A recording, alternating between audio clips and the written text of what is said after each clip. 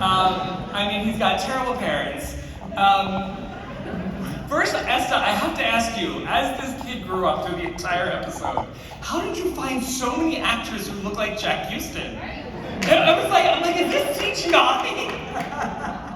I have to say the kids were incredible, and we picked them because they were just the best and amazing, and worried about whether they looked like Jack later. We just really wanted those performances, and we got them. They were just terrific. And it was beautiful directing as well. Yeah, and I mean, obviously, Demon Child. What was it like working with kids on set of a show that is so adult? Be honest. It's always difficult because you want to protect them, and at the same time, they're in these crazy scenes and so on. That's not my job, luckily, and we had a very experienced director, Colin Buxey. He's just a wonderful, wonderful Emmy-winning director, and Colin was amazing with the kids. And Alexandra did most of the work with the kids one-on-one, and she was just extraordinary. Really, really good at making them feel connected and present and keeping them smiling. Yeah, because it's not like you're bringing in like a little Muppet who's going to be like the whole town of New Orleans, like, he's so cute. No, it's not. This is not That's So Raven. It cost us a lot of money to find a kid who would pull his teeth out. Yeah, that was, I mean, what does the Tooth Fairy pay that kid? So Mark, how would you describe the tone of season 2? Yeah.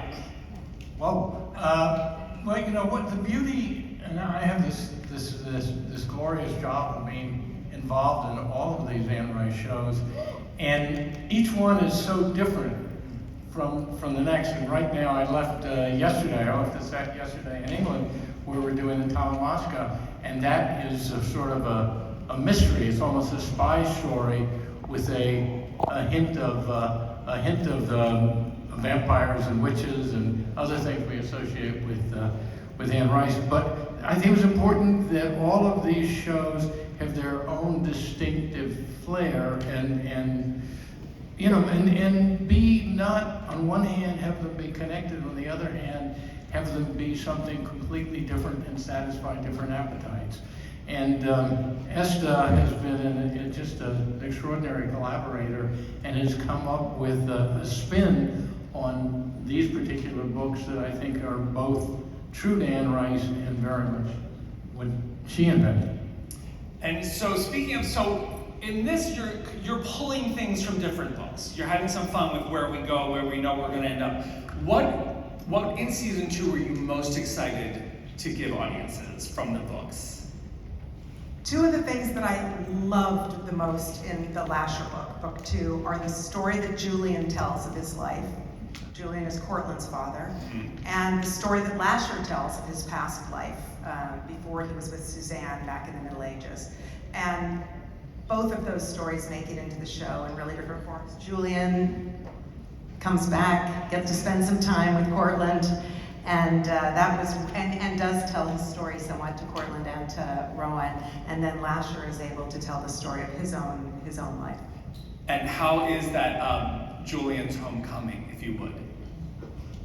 Well, Julian is demented and great. It's wonderful. It's really, really dark. And Ted Levine plays Julian. I mean, he's phenomenal. It's a really delicious part of the season. No better person than Buffalo Bill to play my father. Right. Yeah. And now like pieces start to fit together. I mean, you're like, oh, Cortland was right. Yeah. So obviously Alexandra could not be here today, but it looks like we are seeing her really, we actually just watched her literally step into her power, more of ownership, after being so tested in season 1 and by this child. Where is motherhood going to take Rowan? Well, Rowan is she's got a very strange relationship with this child in the most Anne Rice way. She was lovers with this being when he was a demon spirit, and now she's this creature's mother. She also gets all of her witchy powers, both the healing powers that she loves because she's a doctor, and also the destructive powers that she's exploring more and more from him, from the child. So only, as you've seen, only when he's there does she have that power. We always think of him like a little battery who charges her up and then she can go out into the world to do these things. And that's a really strange and complicated and kind of sick relationship. Yeah, like you guys know, like Anne Rice loves weird boundaries. How far into that are you leaning? Because I mean, we even saw hints of it in this episode. Like, where are we going? Is this like? I don't want to give too much away, but you know. Are we going like Game of Thrones? Are we going? I can't tell you that, but it's fun, and we explore it in a way that I think tells Rowan's story as a really powerful woman who wants to be, you know, away from this demon and free of it and to have just the power for herself. I think we tell it in a really fun way. Okay. All right, Tongayi. Cip had a very tough first season. This guy, first of all, he can't touch anything. His involvement in the Talamasca is very tenuous at this point. Like, he has not been playing by all their rules. What is his relationship and the actions he's taken in season 1? How is that going to affect him in season 2? Before I answer that, New York Comic Con, how y'all doing? Thank you for coming out. Really appreciate it. Salute you. Now, what was that question? How is Cip going to pay for what he did in season 1? How is this going to change his path? We find him in a very difficult space. But his main mandate is to get the child to the Talamasca, regardless of his relationship with Rowan and the relationship with the Talamasca. Because there's a lot of stuff going on that he can't quite trust, you know, his superiors. And so we find him for the first time actually making independent choices apart from the Talamasca. And we see how that unfolds as the story goes on. Because again, twisted family dynamics, you have to basically steal your ex-lover's demon baby lover's baby. Yeah. I think you're also the dad. And I'm the father. And then basically turn it over to bureaucrats. Yeah. Any possibility that Cip might be called to the headquarters in London to kind of be called out on the carpet? Ooh. Maybe. Okay. All right. Okay. Maybe. All right. Because, you know, there's some stuff that he knows as the season goes on, he just kind of like put certain pieces together. Right. And in a way, there's stuff that he's kind of like being framed. Okay. All right. All right. You know, there's some stuff that he has to kind of like. Well, it's definitely not an organization I would trust. Yeah. Yeah. Alyssa. Hi. Hi. Welcome to the Mayfair family. Thank you. Welcome to the family. I'm sorry for your loss. I know, me too. This young lady rolls into town Yeah. with a big old chip on her shoulder. Yeah. Let's talk about her because she's a little force of nature as well. Yes, she is. She's a force of nature. I mean, but wouldn't you be if you've lost your sister and your family are all witches and they're all like bad shit? Wouldn't Yeah. you be? And you hear everything. Yeah, exactly. Yeah. So Moira is sort of the black sheep of the Mayfair family, and as you guys just saw, and she reads minds, which makes her able to hear every non-kosher thought that her family is thinking. And so she's got a bit of an issue with them, but she's got a sister who she just lost, so she's here to kick some ass. Yeah. And how soon does it take you and Alexander to really just butt heads?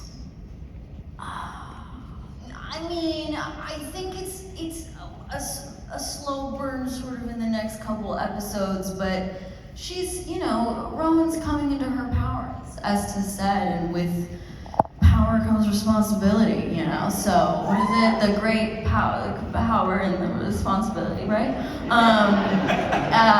So, you know, Moira kind of comes in and just makes sure that she's utilizing that correctly, really, so they butt heads, but they also are more more similar than they. And Moira's been in her power for a lot longer. Yeah, definitely. Yeah, definitely. I mean, she has, I think, a complicated relationship with it, but she's got a lot of it. Did they do anything special with those headphones so it didn't feel like you were wearing headphones all the time? No, it felt like I was wearing headphones all the time. Yeah, no, On the feed, could you hear like the crew? No, I mean, I actually don't remember how often I'm actually wearing them. I feel like they're just. Only in the arrival.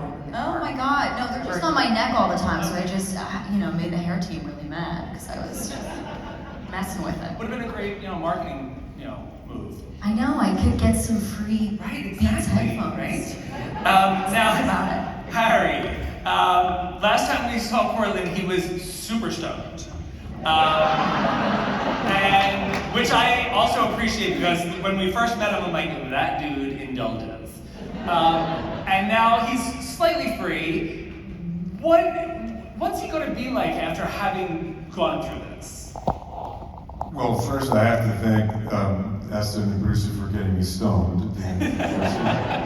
That was actually not in the script in season 1. I froze in season. There's something about stoned in the script of season 1. So is that an homage to Clash of the Titans? I think, yeah, we kind of froze in place, and then it was like we're sitting and doing VFX after. It was like, how cool would it be if it was actually stoned? And he sort of joined the mausoleum as part of it, and then Rowan can pack him up and take him to the basement or something. Yeah, I mean, when I saw the end of the first season, I thought, well, okay, so now what? All right. Do I still have a job? But fortunately, you've written me a way out of being stoned. I'm sober now. And season 2 is kind of really more of a father-son thing. A lot of revelations about me and my dad, Julian, who is played by Ted Levine, who, for those of you who are aficionados of The Silence of the Lambs, he played Buffalo Bill in that. So you know how creepy he can be, right? So we have an extraordinary run together in season 2, and I can't wait for you guys to see it. Nice.